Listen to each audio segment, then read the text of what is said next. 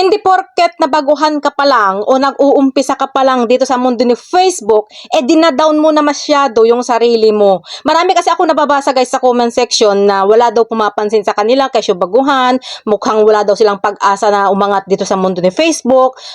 Meron naman yung nagsasabi na walang lakas na humarap sa camera kasi nga baguhan. Meron din yung mga nagsasabi na natatakot daw sila gumawa ng isang bagay, baka nga daw magka-violation dahil nga daw baguhan pa lang sila. Guys, ito lang ang masasabi ko sa inyo.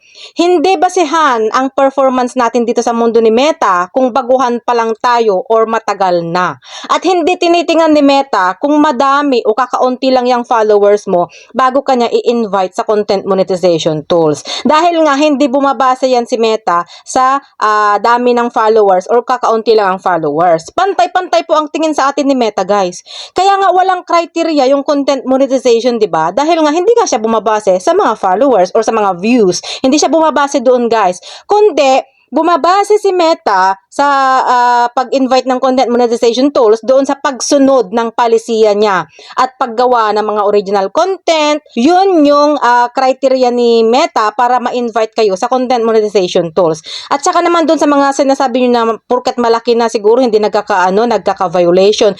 Kahit pa milyon-milyon ang followers mo, kung lumabag ka sa policy ni Meta, bibigyan ka pa rin yan ng violation. Walang maliit o malaki ang pagkakaroon ng violation.